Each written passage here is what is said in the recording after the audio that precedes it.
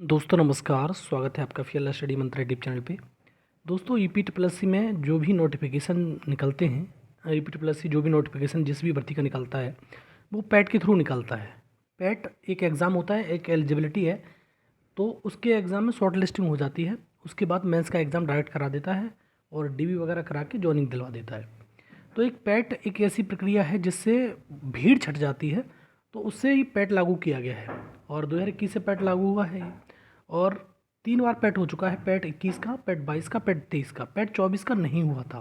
ठीक, तो अब जो पैट 23 की जो वैलिडिटी थी, जो मैंने आपको पहले भी बताया था, 28 जनवरी तक थी।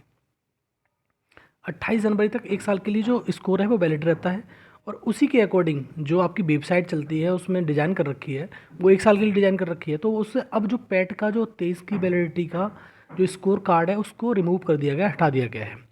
अब देखो इसी बात पे दोस्तों लोगों के मन में भ्रम है कि अभी जो और भी जो वैकेंसी आ रही हैं, मतलब आने वाली थी, जैसे लेखपाल की, लोअर की भर्ती आने वाली थी, या तुम्हारी जेई की आने वाली थी, या तुम्हारा एएसओ की आने वाली थी, उन भर्तियों का होगा क्या?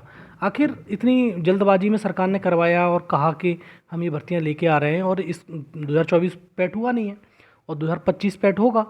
24 का पैट नहीं हुआ है, तो 23 के पैट की वैलिडिटी बढ़नी चाहिए कि नहीं बढ़नी चाहिए थी? बढ़नी चाहिए और बढ़ेगी भी। ठीक है दोस्तों, इसकी वैलिडिटी बढ़ेगी, उसका कारण मैं बताऊंगा और मैंने पहले भी बताया था। अभी शासन स्तर पर ये मामला लंबित है। जो कुछ होता है, देखो दोस्तों, अधीनस्थ सेवा चयन आयोग जो है यूपीडब्ल्यूएससी, वो अपनी क्षमताओं के अनुरूप कार्य करता है। ऐसा नहीं है उसे असीमित क्षमता प्राप्त है कि वो अपनी तरफ से नोटिस निकाल दे, अपनी तरफ से सारा कुछ करा दे, नहीं करा सकता है। वो उसे शासन से मंजूरी लेनी पड़ती है। शासन मंजूरी देगा तब वो आगे बढ़ता है। तो दोस्तों उसने सारी चीज़ें अपनी जो फाइल वगैरह बना के शासन स्तर पर प्रेषित कर दी और शासन स्तर पर ही ये लंबित हैं। जैसे मैंने पहले भी बताया था, शासन स्तर पर जैसे मोहर लगेगी, साइन हो जाएंगे मुख्यमंत्री जी के, वैसे ही आपका ये स्कोर कार्ड की वैलिडिटी को एक्सटेंड कर दिया जाएगा। और जैसे ही एक्सटेंड किया जाएगा तो जो कुछ भर्तियाँ हैं जो निकलने वाली हैं, वो भर्तियाँ ऐसे आएंगी। क्योंकि अगर भर्तियां नहीं आई तो 3-4 महीने का तो स्कोर वैसे ही घट जाएगा ये। और एक चीज़ स्पष्टता ये भी है कि सरकार ये चाहती है कि पैट 2025 से निकाली जाएं भर्तियां। ठीक है, अब जो भी अगर सरकार को जो उचित लगेगा वो करेगी, हम और आपके कहने से कुछ नहीं होगा। और जब भी आप जाओ, अभी सचिव जी से मिलो, सचिव जी यही कहेंगे, नहीं आपकी भर्ती आ रही है, आपकी भर्ती हम देने वाले हैं। ठीक है, तो वो अपनी तरफ से देते हैं आश्वासन। अब वो ऐसा तो है नहीं कि वो सरकार है, मतलब सरकार, वो मुख्यमंत्री तो है नहीं, वो तो अपनी तरफ से इसलिए आश्वासन देते हैं कि सारी चीज़ हमारी तरफ से ओके चल रही हैं, कोई समस्या नहीं है हमारी तरफ से, इसलिए हम आपको नोटिफिकेशन देने वाले हैं।